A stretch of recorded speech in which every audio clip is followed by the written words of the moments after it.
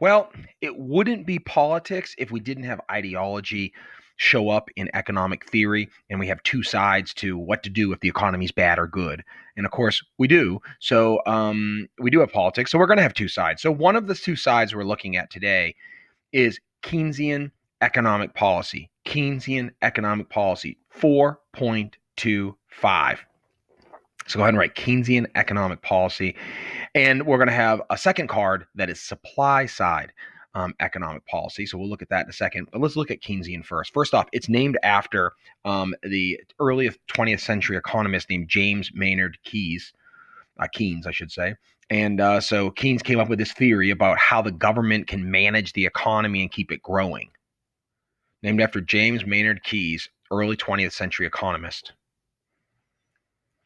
And he said you can use fiscal policy, remember that's taxing and spending, in order to stimulate the economy. Use fiscal policy to stimulate the economy. And the big part that's important for us to know is that he recommended increasing government spending.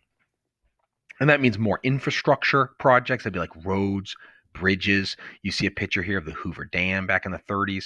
On the right-hand side, you see the Blue Ridge Parkway in Virginia.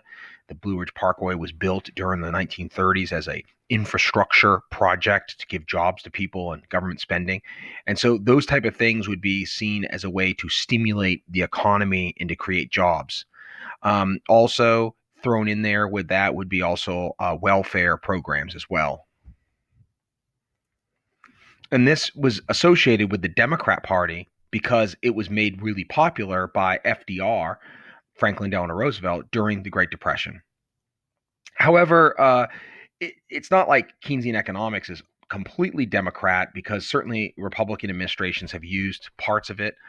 They usually buy into more supply side, but for an example, back right after FDR, we had Dwight D. Eisenhower as a Republican, and he was completely a Keynesian. He built the interstate highway system in the 1950s, and although part of that was strategic, for the military and being able to transport troops, and we had a really bad highway system, part of it was also from an economic stimulus standpoint. So if you ever ride on an interstate highway, you may see where it has a little sign on the right there underneath I-81 where it says the Eisenhower Interstate System, and that was built largely in the 1950s as a Keynesian project. And then again, liberals and Democrats are associated with Keynesian economics due to this increased government spending.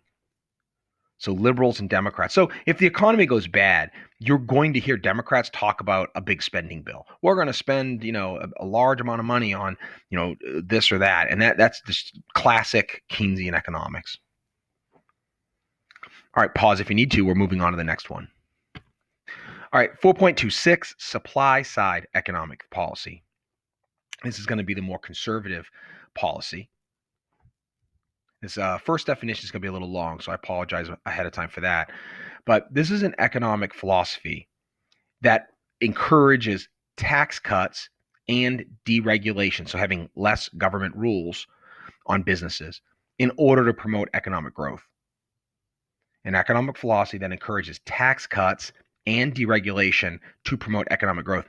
If we're getting technical, Keynesian economics actually also encourage tax cuts in order to spur economic growth, but that part of it is kind of lost a little bit on a lot of Democrat proposals today.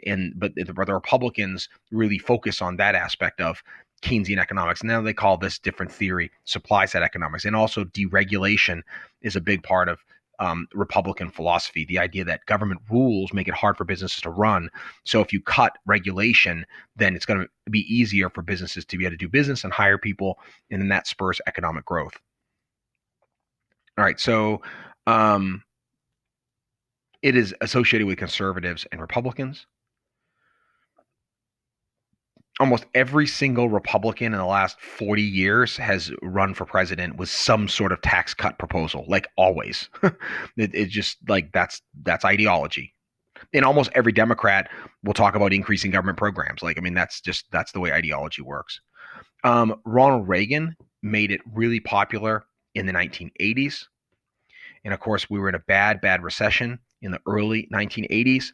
Reagan cut tax rates. The highest tax rate at the time was around 70%, and that was cut all the way down to 28%. And the economic growth in the 80s was very, very fast. Matter of fact, over 7% in the re-election year of 1984. In fact, let's look at that real quick. You can see, look at on the chart on the left-hand side, you can see the 1980s. See how the growth of the economy was negative 1.8, and then the tax cut was implemented in that year, and then you can see the next 2 years, 83, 84, 4.6% and 7.2% growth, which is the greatest growth we've had in the last 50 years. So you can see how different policies have kind of played out here. All right, so that's it. That's supply side versus Keynesian. You definitely got a sword on this, and it should be a little easier to remember, especially if you follow politics at all. It just fits right in line with the ideologies that the two parties are known for. All right, great. Thank you, guys.